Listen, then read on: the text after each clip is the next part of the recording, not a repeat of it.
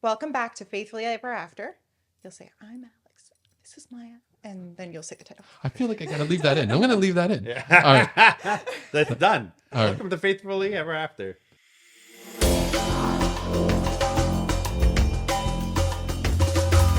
Welcome back to Faithfully Ever After. I'm Alex, And I'm Maya.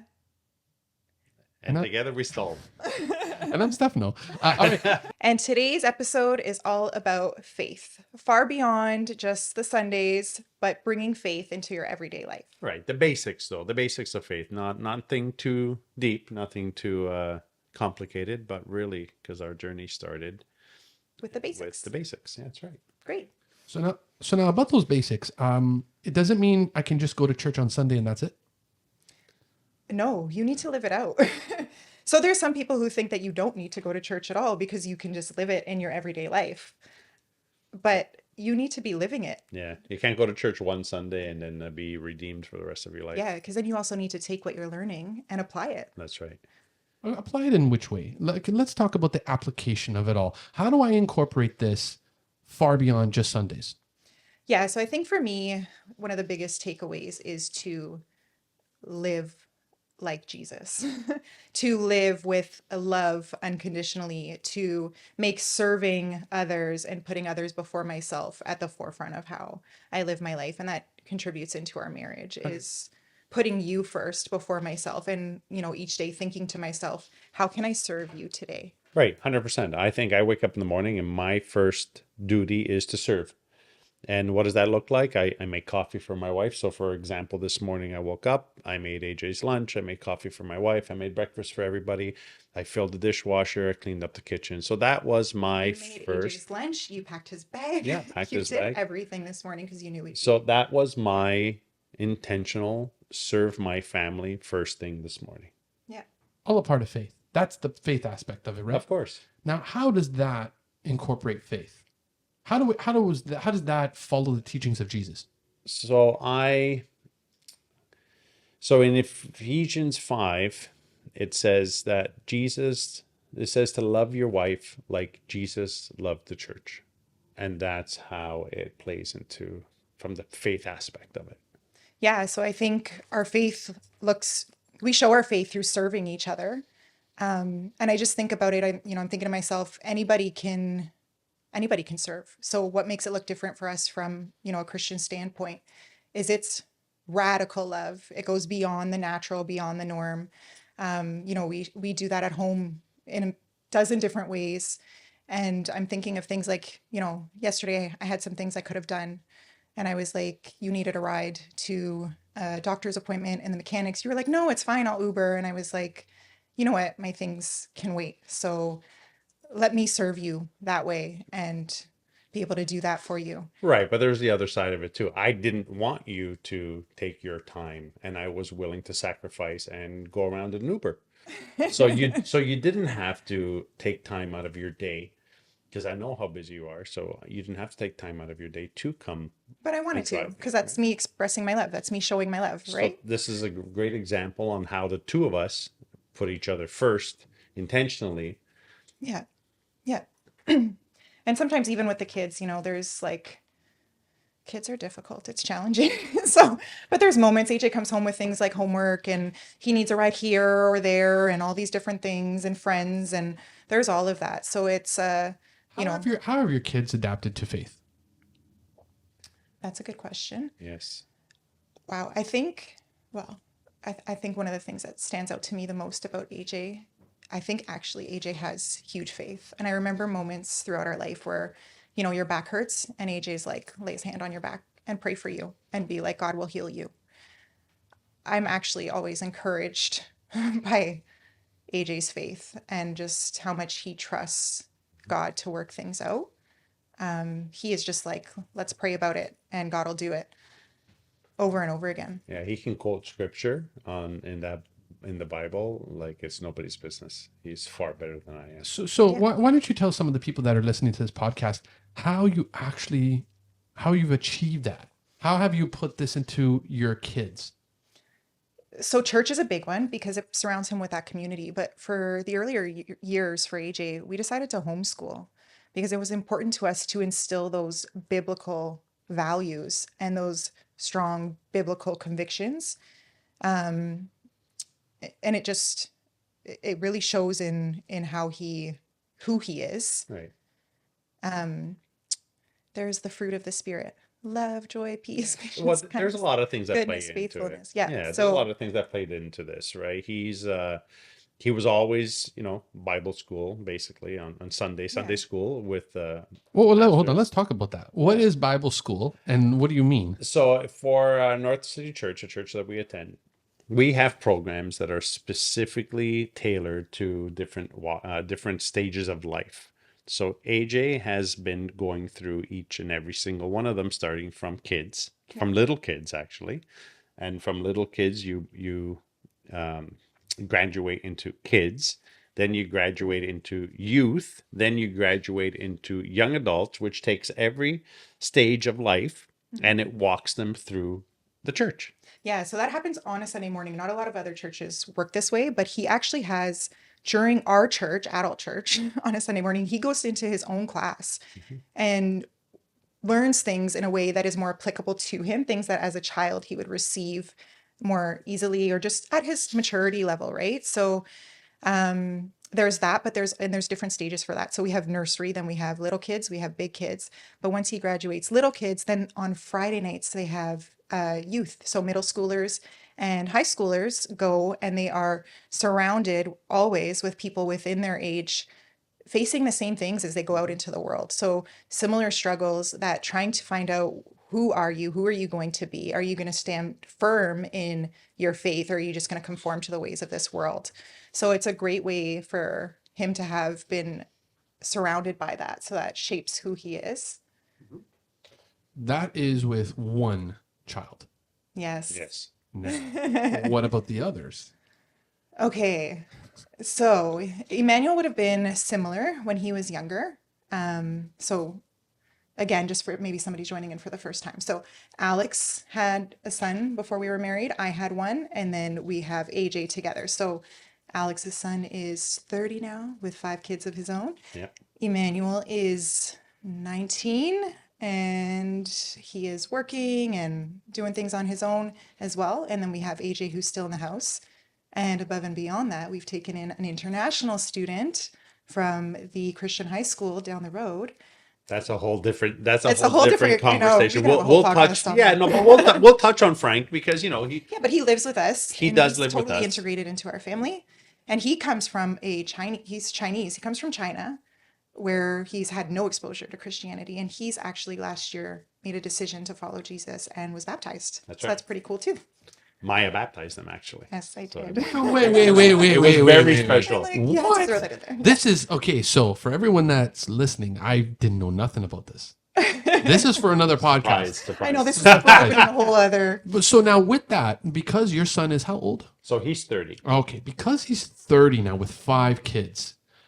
How is it difficult now at this age for him to embrace faith at the level that you guys do? Yes. Not because it's difficult, but because he's not exposed to it. I think that is the Not from an early age. Like Not he from didn't an have early it from age, the yeah. very beginning. yeah, and it's hard now because he's not fully exposed to it today either. Yeah. And he said it to me the other day. Dad, I believe in God, and I pray in my own way, and I do it, and I know I don't go to church, but I still do it. And he actually just said this to me the other day.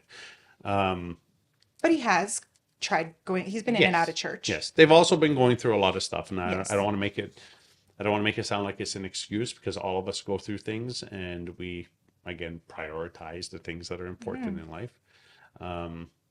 But yes, he has been going through a lot of stuff Yeah. because he was attending church at one point. But yes, it is very difficult to. Sorry if I could just Yeah, of interrupt. course. I'm actually getting emotional thinking about the message that he once sent me, thanking me for bringing faith into your life and into our lives. And he said, the generations that will follow will forever be transformed because of you. And so he didn't have this his whole life, so it's not his foundation. And I see in him the same thing that I see in Emmanuel, that it's been kind of a battle. It is hard to you have to really make a decision that you're going to prioritize it. So if it hasn't been there from your roots at once you get a little bit older, it's harder to make that firm decision to be like, I'm going to do this no matter what's going on around me. But they both have been wrestling with, I feel like, the good and the worldly, or God and worldly, I should say. But you can see them both going back and forth. Now, the teenage years. Talk to me about what it means to talk to a teenager Yeah. in regards to faith, because right now they're in the cusp of social media, which makes everything so much more challenging. Yeah, I think for Emmanuel went through a lot of stuff because, I had issues with his father, and his father wasn't around much when he was growing up.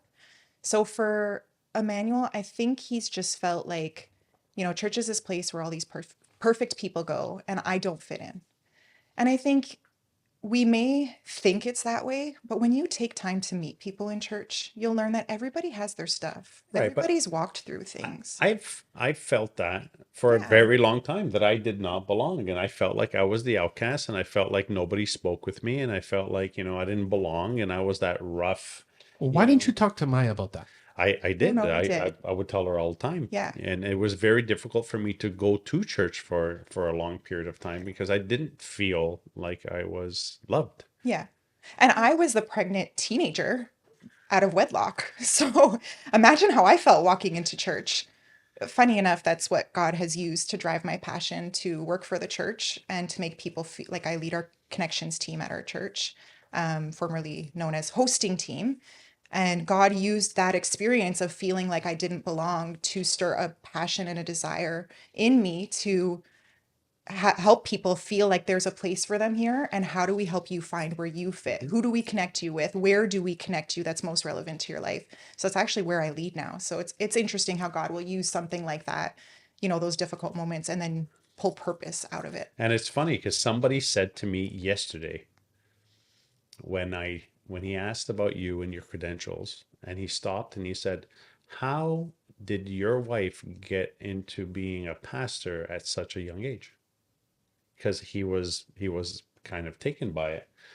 And I said, well, she's gone through a lot of struggles in her life, having a child at 16, Yeah. that all kind of led to this path. Yeah. And it's funny, I had that question asked yesterday. Yeah. I say I don't know how people could do life without Jesus, because with the things going around in the world, sorry, that kind of brings us back around, but with the things going on in our world, and there's a lot happening where we live. There's been 6-7 shootings in the last 2 weeks. So you see those things and you're just filled with such fear. But when you have a hope and a trust in Jesus and faith in Jesus, you're like, fear is not the first response. You have peace knowing that God's got this. God is still here. He's still, he sees it. He's in charge. And I just say, I don't know how people could get through life going through challenge after challenge after challenge, not having hope in something bigger, right? And that brings us full circle to our last point of this podcast already. Faith, when you were a teen, how different was it then compared to now in regards to how you both look at faith? Because I know that you were in a very bad place at the beginning where you were almost like, I give up. You figure it out for me. And for you, you said to yourself, I've married the love of my life and I want to choose this path now. So at that first moments, what has changed from then till now? I think early on it was holding on. I wanted control. I didn't want to release. And now it's just full surrender. It's full, it doesn't matter what's going on. I know that God's going to work it out. And I'm going to step forward with faith, trusting that God is going to work it out no matter what I'm walking through. I trust that, when you and I go through difficult moments, that we have God in it. He's going to see us through, when we're walking through some difficult things right now too, in our personal lives. And I'm like, no, God has seen us through every single time. I've been through much worse and God always comes through. So I'm just going to trust in this moment that he's going to come through. And for me, to be completely honest, I didn't even know I was in a bad place, because that was my life. I was just, I was on survival mode on a regular basis. And I didn't even know this other side existed. Faith was non-existent for me in the But beginning. that's not true. Hold on a second. You knew it existed. You just didn't know how to embrace it. Yes. So I knew it existed, but I knew it in a different form. I knew it because I grew up in a household that didn't hold it to high standards. So I've surrendered, and I'm in a better place today for it. And before we sign off, one final question that I had online, and I'm going to ask you guys, is they say, what about if I come from a typical European family that we only go on Easter, on Christmas, on the big ones, but we don't embrace it every other day? So explain to these people how they're supposed to transform things. I would say when I decided, I actually literally had a point in my life where I said, you know what, God, fine. I'm going to give you a chance. I'm going to give you an opportunity to show up and do something in my life. But I didn't just, cry out and pray that. I was praying that week, and I actually opened up my Bible. People will say, God spoke to me, and everyone's always like, well, why doesn't God talk to me? The number one way that God will talk to you is through his word in the Bible. Pick up a Bible, read it. God will speak to you, and take the steps, and he'll meet you there. Outside of that, just show up. Just show Yeah. up. That's the first step. Show up. Yeah. If you can show up, you'll come back. Yeah. So if people want to show up back here, where can they find you guys? They can find us at Faithfully Ever After We on are our social media. across pretty much every social media platform at this time: YouTube, Instagram, even TikTok, Spotify. Spotify.